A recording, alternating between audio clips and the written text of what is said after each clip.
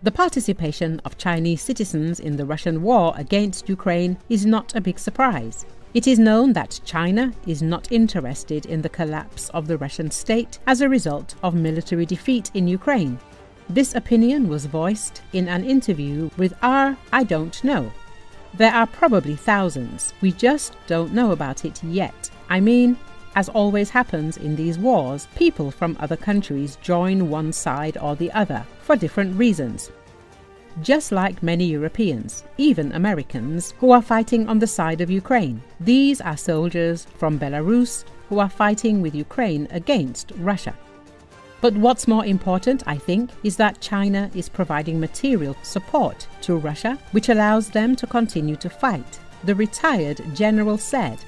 At the same time, Hodges pointed to the strange situation that has arisen after Donald Trump imposed protective tariffs on Chinese goods and did not impose a single tariff on Russian ones. There's this weird triangle where China is helping Russia. The Trump administration is putting a lot of pressure on China, but not putting pressure on Russia. To me, that suggests the Trump administration doesn't have a coherent strategy or interest in helping Ukraine defeat Russia. I can't see what the strategy is, the former commander of the US Army in Europe admitted.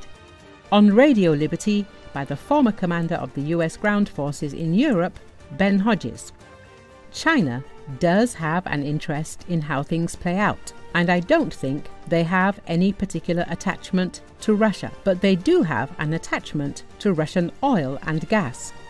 And they want to be able to move through the Arctic, so I think they would rather have the status quo with Russia than see the collapse of the Russian regime or the Putin regime, he said. Hodges did not dare to give an assessment of the format in which the Chinese are fighting for Russia, as individual volunteers or as entire units, like the DPRK soldiers, despite the fact that China supplies Russia with dual-use components, supports its economy with energy purchases and spreads propaganda blaming Ukraine and NATO for the war. Its leadership officially declares neutrality and avoids direct military intervention. Writes The Economist. There is no evidence yet that Chinese citizens fighting in Ukraine on Russia's side are doing so with state support. However, the media reports that their presence is not surprising. Chinese fighters on both sides of the conflict regularly post videos of their actions on social media. Those who fight for Russia say they are looking for thrills and high wages. Some are driven by nationalism. For example, a 23-year-old from Gansu province said he flew to Moscow in 2023 after seeing a video on social media promising high pay. He had previously worked as a firefighter for 3,000 yuan or $400 a month. As a mercenary, he could earn 5 times that. Another fighter, calling himself Red Macaroon on Douyin, said he wanted to get a taste of war after being inspired by chauvinistic Chinese films. He chose the Russian side because it was easier to get a visa. Zhao Rui, 38, a native of Chongqing, joined the war because he wanted to fight the Japanese if they supported Ukraine. He was reportedly killed in 2023 by a Ukrainian drone. Most Chinese fighters have one thing in common: regret. For example, before his death, Zhao posted a video on Douyin calling on his compatriots not to come. Find a job in China, you will earn the same. Mercenary Zhu Ziqiang said that the Russians don't consider them human, while Red Macaroon said that the Russians were using them as cannon fodder. For complaining about poor equipment, the latter, for example, was put in a pit with deserters.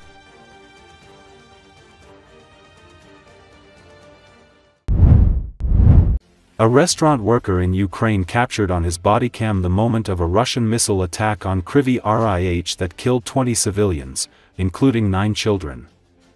According to Associated Press, the footage shows injured civilians near the restaurant and injured children in the restaurant's yard minutes after the attack. Anger and outrage gripped the hometown of Ukrainian President Volodymyr Zelensky after the Russian missile tore through apartment buildings and blasted a playground. More than 70 were wounded in the attack last Friday evening. The UN Human Rights Office in Ukraine said it was the deadliest single verified strike harming children since the start of Russia's full-scale invasion in February 2022. It was also one of the deadliest attacks so far this year. Russia's defense ministry said that it had hit a restaurant hosting what it called a command and instructor meeting, and that 85 Ukrainian soldiers and Western officers had been killed. But CCTV from inside the restaurant showed no military presence. A waiter at the restaurant, Veronika Harolska, said customers had been celebrating a birthday and had just left before the attack. If they had stayed there, because the hall was right in front of the epicenter of the explosion and everything was falling there, Harolska said.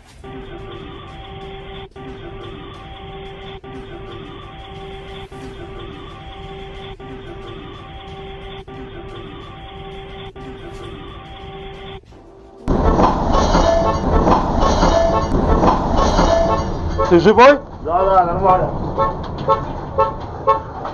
Иди сюда. Ракета, заходи! Да все. Может второй будет, блин. Куда попала, сука?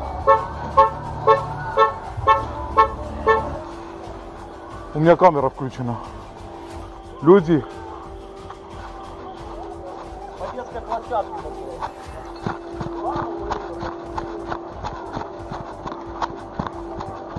По площадке, блядь.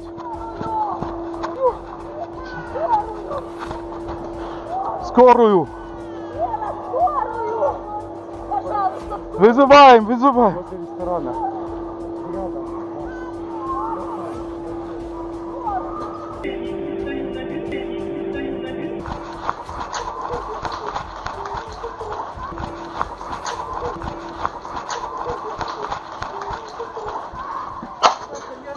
Так, быстро, жгут какой-то.